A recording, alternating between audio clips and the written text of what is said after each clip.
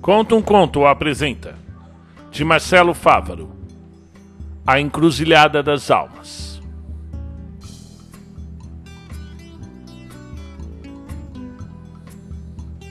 No último capítulo, Maurina Cátria, esposa de Valentim Cátria, se enforcou em frente à igreja, diante do terror que sentia ao ouvir a dança das almas sombrias. No enterro, Emiliano Ponciato entendeu que seria necessária uma reforma no cemitério, já que, em sua cabeça, viriam tempos de morte na encruzilhada das almas. Fique agora com a parte 8. Narração Marcelo Fávaro. O padre não entendeu, mas notou com assombro estranhos buracos feitos na terra. Teriam sido tatus? Foram realmente tempos sombrios na encruzilhada das almas. A família entrou em um luto fechado, ordenado por Valentim Cátria, conforme sua criação. O patriarca dos Cátria, apesar de ter crescido na fazenda, tivera uma educação formal em Belo Horizonte, diante da vontade de seu pai, que ele fosse um doutor. Valentim sentiu o peso da perda, mas na semana seguinte deixou as crianças com Célia e engendrou nova incursão pela floresta, rumo a Pouso Azul. Voltou 10 dias depois, com o carro de boi cheio. Trazia Juliana, uma mulher cheia de carnes, grande de corpo e de colo, de face rosada e cabelos louros com alguns fios prateados, já indicando a sua curva de idade. Vinham ainda 3 escravos, 2 mais velhos e uma moça mais nova. Os filhos ficaram assustados, pois logo se percebeu que Dona Juliana vinha para tomar o lugar da mãe. A matrona mostrou-se bem amistosa, fez bolo para as crianças e nos dias em que seguiram demonstrou ser uma cozinheira incrível. Pedro Paulo preferiu agir no automático. Continuava preocupado em subir as trilhas da montanha em busca de caçar seus passarinhos. Passava o dia preparando armadilhas, separando pedras por tamanho, colocando tripas para secar, para confeccionar os seus estilingues. Nunca mais falou na mãe. Jabelina não aceitou bem a situação. Ainda vestiria preto por pelo menos 2 anos. Mantinha a casa fechada enquanto Dona Juliana não intervia. E quando, enfim, não pôde mais segurar a vontade de todos em abrir as portas e janelas, trancou-se em seu quarto. E de lá se ouvia a menina conversar com a mãe, falando sobre o dia, de como o pai a trocou tão rapidamente. Não foi ao casamento do progenitor com a italiana. Só foi sair do quarto quando, enfim, Valentim Cátria precisou voltar às suas viagens. Nem bem virou a estradinha, sumindo na floresta, e a casa foi sacudida pela força italiana da agora Juliana Cátria. Arrancou a menina de seu quarto, saiu puxando-a pelo quintal até a senzala, e ali infligiu-lhe uma boa surra. E a partir daquele momento, e a partir daquele dia, até quando o pai voltou, Belina Cátria dormia com os escravos. A menina mais nova, que era talvez o único ser no mundo em que Valentim realmente amava, a mulher poupava de suas maldades.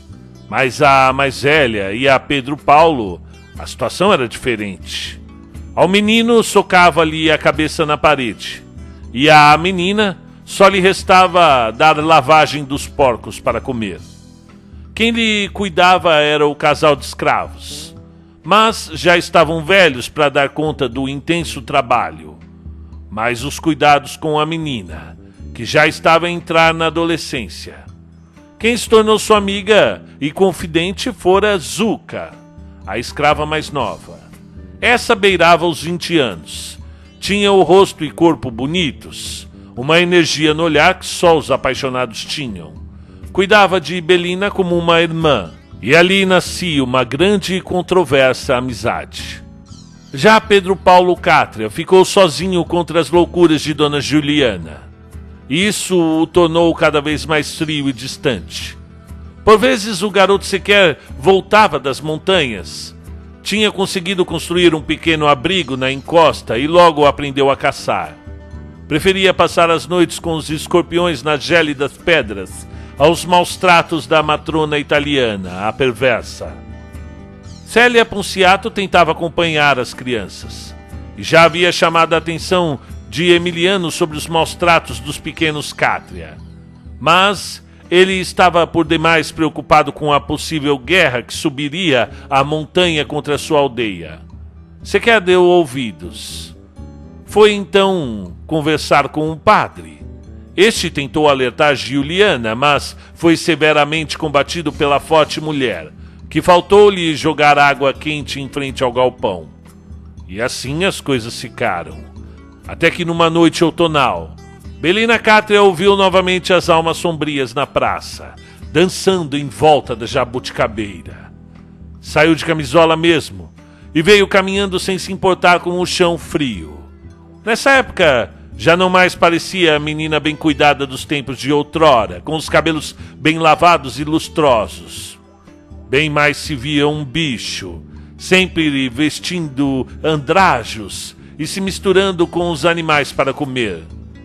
Veio a princípio confrontar as 6 almas que levaram sua mãe à desgraça, mas ao chegar perto, não pôde segurar um gemido de profundo sentimento, pois dos 6 vultos sombrios, um deles tomava a forma de rosto, e quem ali dançava era sua própria mãe, Maurina Cátria. A visão atormentou a menina. Entretanto, mais tormento causou a aparição, vendo a filha mal cuidada, suja e magra. Nessa semana, as sombras uivaram como nunca, e ninguém mais se atrevia a sair de casa após o anoitecer. Belarmino Perrault continuava seus estudos no laboratório que construiu. Um quarto no quintal, onde passava muitas horas pesquisando e catalogando os fósseis que cuidadosamente retirava das encostas. Intrigava-o não descobrir a derradeira causa da extinção dos povos seculares que habitaram as redondezas em outrora.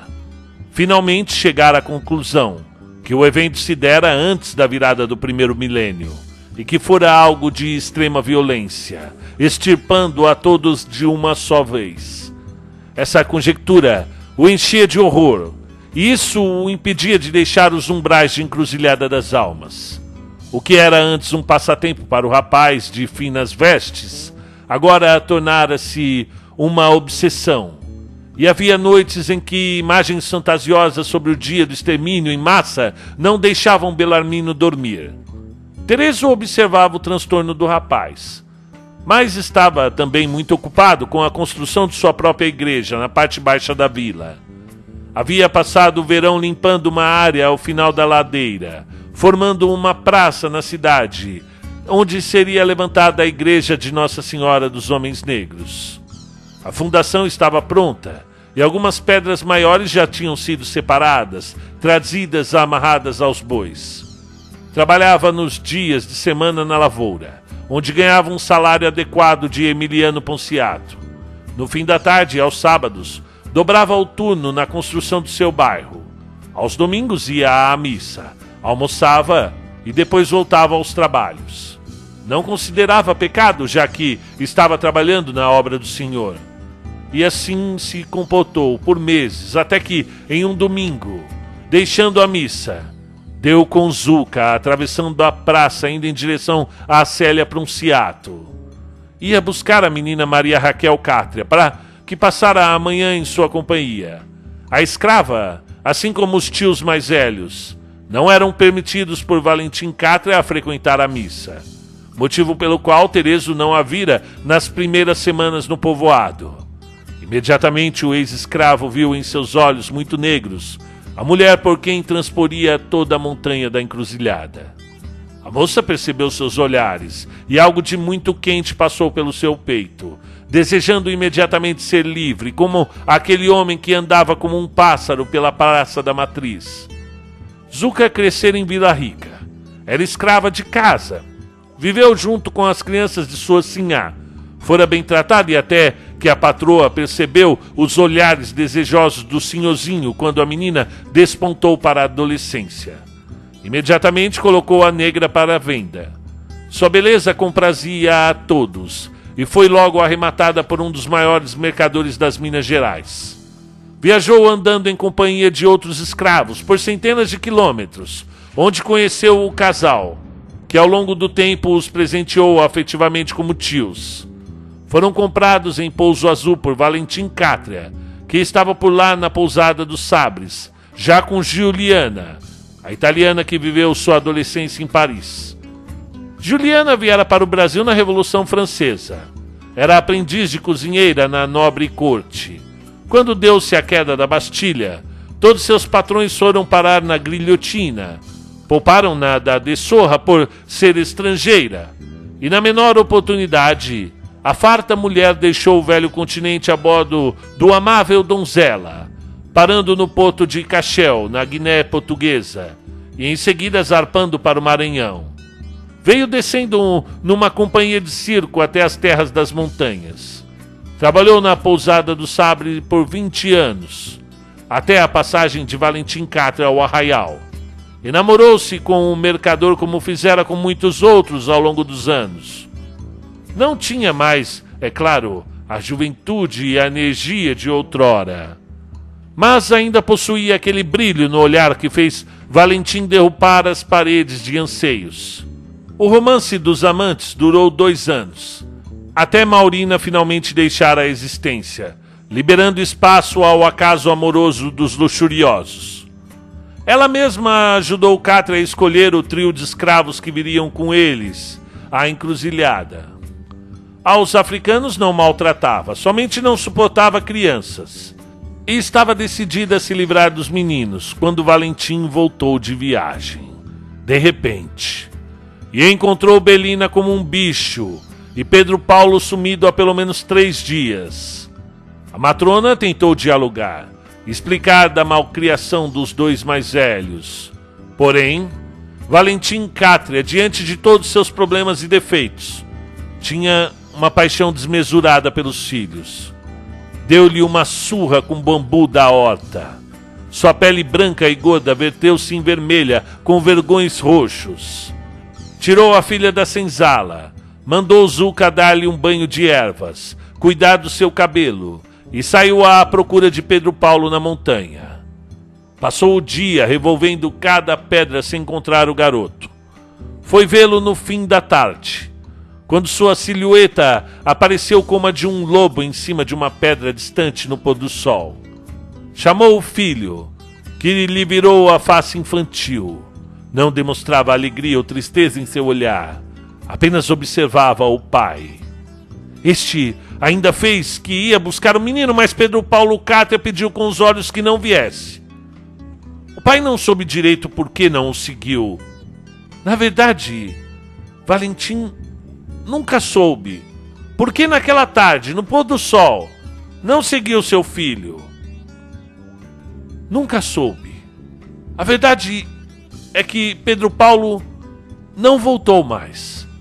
E embora também não tivesse ido a parte alguma, anos depois, Valentim ainda se lembraria da última vez que viu seu filho ainda criança e em seus momentos de solidão. O pai, amargurado, ainda levaria mudas de roupas e marmitas quentes. Deixava sempre na mesma pedra, onde vira o garoto anos antes, naquela tarde. Sabia que o filho usava as vestes deixadas, sobretudo nos invernos rigorosos. Mas não entendia. Nas noites chuvosas, o pai chorava e imaginava: o que será que deu na cabeça do menino? Doideira? Tristeza? Melancolia? Não se via construção na montanha, tampouco fogueira no breu da escuridão. Mas todos sabiam que ele estava por ali. Uma noite um mercador sofria uma de suas dificuldades de sono sentado à cama, quando viu uma sombra passando pela janela. Levantou-se rapidamente, e o que viu quando abriu a porta da varanda foi nada mais que um vulto alto e magro, com os cabelos longos e escuros. Seu filho já era um homem. Era uma das primeiras e centenárias aparições do Homem da Meia-Noite. Dona Juliana aceitou a surra. Não tinha sido a primeira. Em sua longa trajetória com os homens, soube limpar suas feridas de mulher. Enxugou as lágrimas, mandou buscar ervas certas para passar nos vergões e reassumiu seu posto na família. Por um tempo deu trégua a Belina, que andava muito preocupada com as aparições da mãe, como sendo a única das 6 almas sombrias a aparecer à face. Dona Maurina nada falava em suas danças, apenas chorava na noite em volta da jabuticabeira. Em uma dessas noturnas e escuras noites de encruzilhada, Belina Cátria, que já era uma adolescente na época, sentiu-se desnorteada pela dança horrenda, que já andava pela montanha há pelo menos 2 semanas. Perdeu a noção do espaço e foi encontrada vagando na Cidade Baixa por Bellarmino Perrault, que também vinha subindo a montanha tardiamente, depois de um sono em febre por conta do extermínio milenar. Toparam-se na Praça Nossa Senhora dos Homens Negros. Sentaram-se num banco de pedra construído por Tereso e, olhando o véu de estrelas infinitas, trocaram suas angústias como cúmplices sem crimes. O jovem Bellarmino, francês, lindo e delicado, tal qual uma escultura grega, refletia as estrelas em seus olhos muito azuis. Falou sobre os tempos de faculdade, de quando era discípulo de um renomado paleontólogo chamado William Buckland, responsável posteriormente por nomear o primeiro dinossauro conhecido, o megalossauro. Dino o quê? Perguntou Belina, achando graça. Foram lagartos terríveis que vieram para a terra, do tamanho dessa montanha. Creia em Deus Pai, não se preocupe. Eles já não existem há pelo menos 50 milhões de anos. E por que não está escrito na Bíblia? Questionou cética a menina. Flor da montanha, disse carinhosamente Bellarmino. Nem tudo está escrito na Bíblia. Ela é apenas mais um livro religioso dentre tantos outros. Ah, dizendo assim até parece que o senhor não é cristão, católico, apostólico, romano, disse com resquícios de tristeza. Ah, não se preocupe, Flor, respondeu de coração enternecido. Sou cristão sim, porém protestante. Cresci em Londres. Ah, então não crê nos santos e em Nossa Virgem Maria, Mãe de Deus? Refez o questionamento com certa tensão emotiva. Ah, Belina, existem pessoas boas em todas as crenças. Eu posso dizer que sou um crente à ciência, à pesquisa e ao conhecimento. A menina tentou entender sem, no entanto, conseguir. Entretanto, aquele rapaz diferente, dos cabelos louros muito lisos, o hálito fresco das noites parisienses e os modos finos divergia de tudo o que ele já tinha visto. Seus olhos, que mais lembravam o azul do céu da manhã, desembainhou seu coração. E ainda no começo de sua adolescência, ela já estava pronta para o amor. Bellarmino, muito fino e escrupuloso, acompanhou a moça até a sua casa. Ficou observando ao lado da igreja para que o pai não a visse chegando acompanhada, podendo pensar inconveniências sobre a menina. Desceu a ladeira dos Homens Negros como quem marcha no exército vencedor. A menina tinha a inocência incauta, mas devastadora em seu olhar. Belina Cátria não conseguiu dormir. Agora já deitada novamente em sua cama, em lençóis de seda encomendados pelo pai da França. Perdeu a fome e mal conseguia respirar, pois sua necessidade era Bellarmino Perrault, e seria para ele os seus pensamentos, até a sua morte. 2 semanas depois, Perrault visitou formalmente Valentin Cátria, colocou o seu terno de linho preto e atravessou a praça timidamente, porém decidido. Dona Juliana tirava um bolo de aipim do forno. O pai permanecia sentado em sua poltrona trazida de pouso azul, pitando seu cachimbo de domingo no centro da sala. Não precisou de mais do que 5 minutos para despachar o garoto. Que posses tem, rapaz? Veja bem, senhor. Eu tenho muito estudo que eu considero como um alimento e... Desejas alimentar minha filha com livros? Não exatamente, senhor. Eu peço desculpas, não exatamente. É que em breve... Ora, menino, venha com essa conversa fiada, sem um tostão no bolso. Pra que tanto estuda? Veja as minhas mãos. Olhe. Acha que essa casa se levantou sozinha? Eu entendo, senhor, mas... Conheço jovens de sua estirpe. Nunca serás ninguém. Ninguém. És um zero. Reconheças. E vai-te embora daqui, rapaz. Belarmino deixou o sobrado dos Cátria como um cão afugentado. Arrasado, destroçado, com o coração esmagado. Entretanto, nenhuma frase poderia empurrá-lo mais para frente do que aquela que iria ecoar em sua mente por muitos anos. Viveria para provar que o Sr. Valentim Cátria estava muito errado. Foi estar com Emiliano Ponciato, que há muito andava trancado em sua casa. Tencionou arrumar um emprego.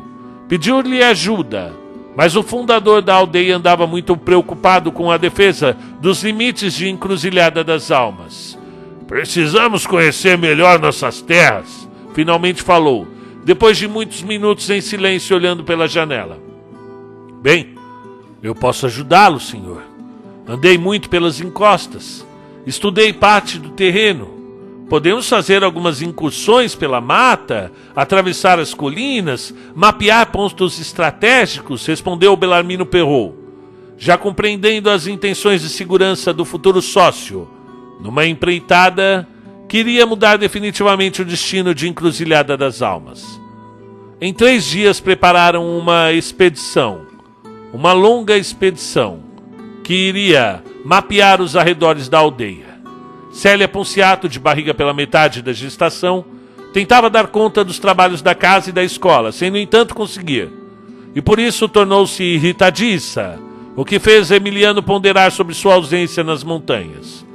Pensou por uma manhã toda, até chegar à conclusão de que precisavam de ajudantes.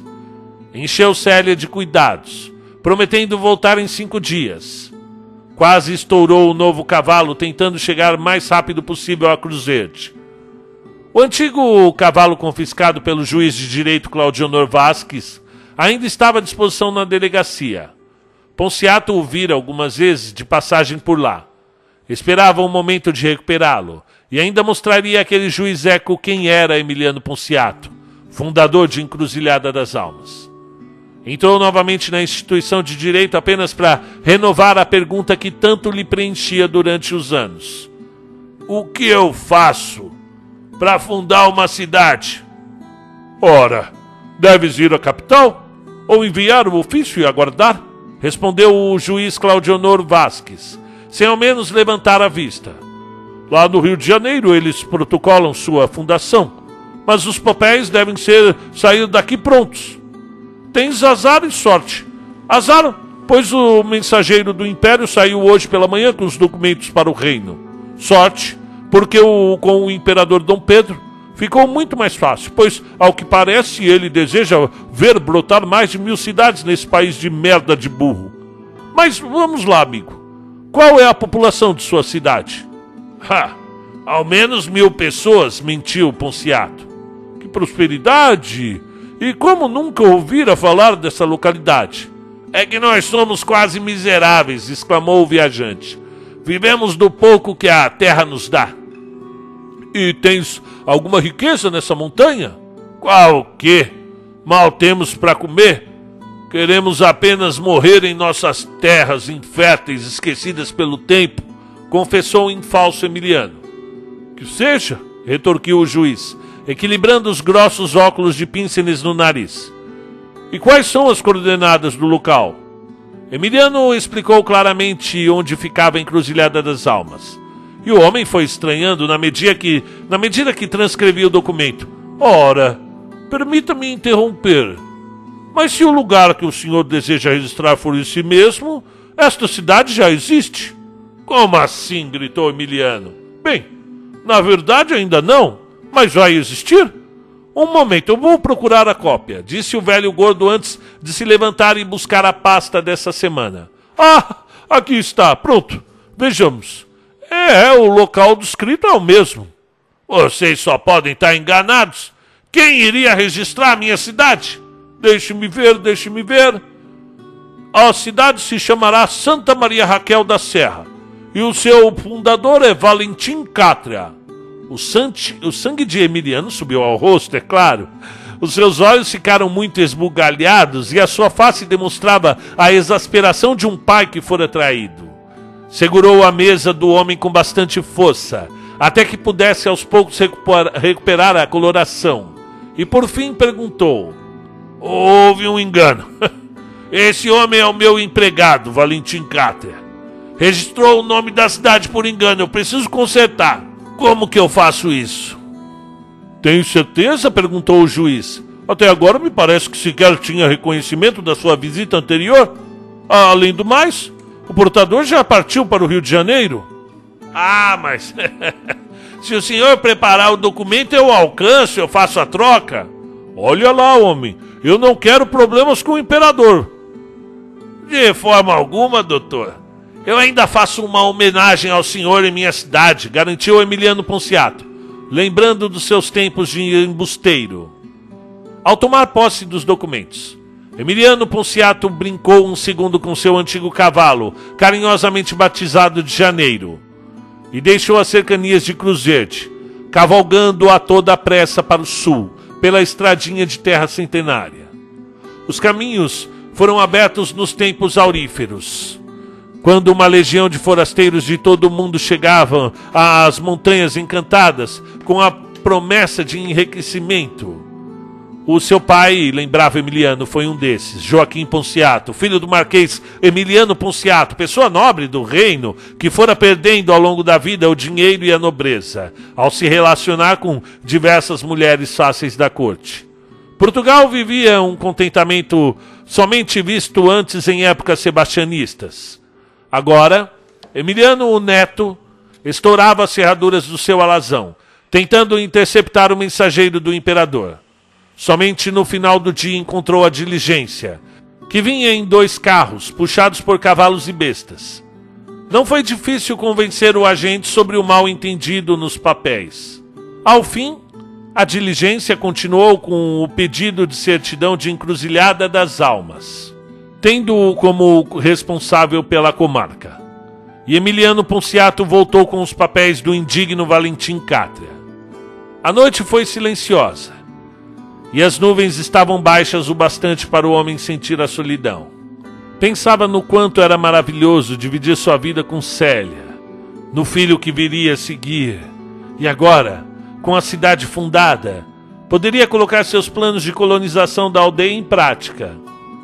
Pensou em Mariana e sofreu sozinho em saber que seu rosto havia, enfim, se apagado por completo de sua memória. Apenas ficaram o cheiro e a sua doce presença impregnada na sua alma. Por onde ela estaria? Seria a época de moça ou de besta inumana? Leves pingos começaram a escorrer das negras nuvens, levantando um cheiro agradável de terra molhada. Mas logo o vento brusco e raspante anunciou que o céu se desmancharia, sacudindo a terra. Redemoinhos assustavam seu cavalo, fazendo folhas e até galhos subirem pelo ar. Ponciato considerou encontrar um abrigo, mas estava realmente perdido numa vastidão de um nada sem horizontes. O desenho sombrio das colinas ao longe acentuava a má impressão de noite desmazelada. Só se via a estrada deserta quando um raio acertava uma árvore infeliz. E então, o derramamento bíblico se deu. O pobre viajante precisou amarrar seu cavalo, pois os formidáveis ribombos dos trovões deixaram o animal alucinado a ponto de querer fugir em disparada não sabe para onde. Não se podia ficar embaixo das árvores, sob o risco de receber forte descarga dos céus zangados. Os relâmpagos, que a princípio eram espacejados, agora distribuíam golpes e mais golpes, cintilando a terra, dando a ligeira impressão de que ainda se fazia dia. Emiliano murmurava uma prece rápida, aprendida ainda na infância, em que se pedia à Virgem Maria o fim do temporal, quando observou entre as árvores um vulto lúgubre se movimentando com intensa rapidez. Pronto! Uma onça me espreitando, pensou agoniado.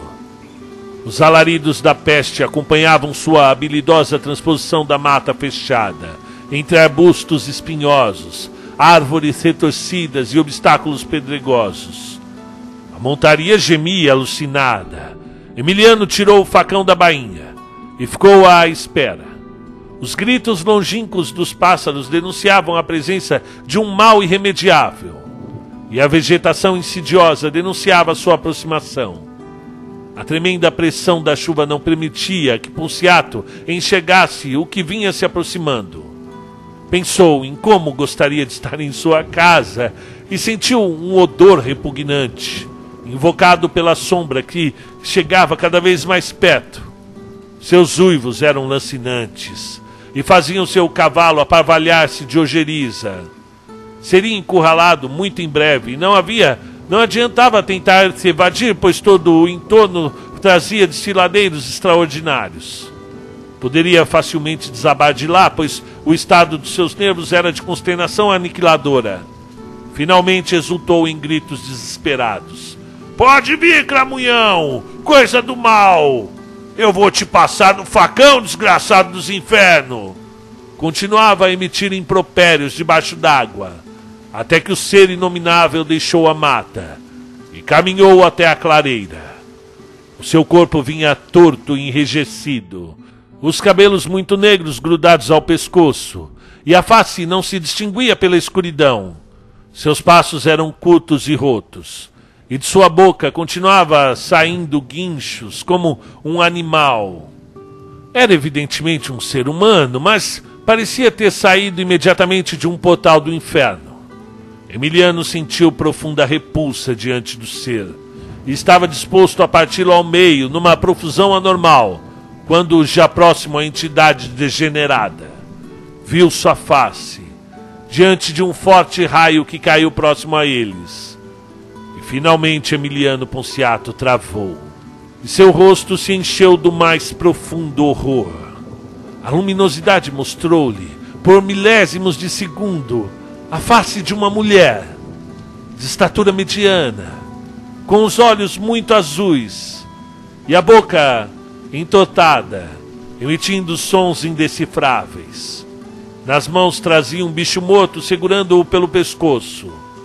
O ser indigente vestia trapos do que outrora fora um vestido branco, e em seu pescoço Emiliano ainda enxergou um relicário prateado, balançando conforme sua dança horrenda e obscura. E o ignóbil corpo magro ainda avançava pela chuva, rosnando a um Emiliano petrificado, já não mais de pavor. Suas mãos tremiam, e sua boca tentava balbuciar um nome que há anos não ousava pronunciar em voz alta. Volveu alguns pequenos passos, e finalmente pôde enxergar melhor a criatura. Estava descalça, com os pés lameados, e seus braços vinham seriamente arranhados, talvez pela batalha travada com o animal morto que jazia na mão esquerda. Este já lhe faltava uma perna, provavelmente arrancada a dente pelo diabo que vinha se esgueirando sofregamente. Seu rosto, embora ainda trouxesse a beleza angelical de outrora, e sequer parecia ter envelhecido um ano sequer, vertia-se em espasmos musculares fantasmagóricos, como se sofresse choques a todo momento, e em seus olhos havia um vazio infinito vertido em ódio inumano. E então, diante do que fora para ele seus maiores pensamentos, Emiliano Ponciato, pela primeira vez em muitos anos, chorou. Ele estava diante de Mariana.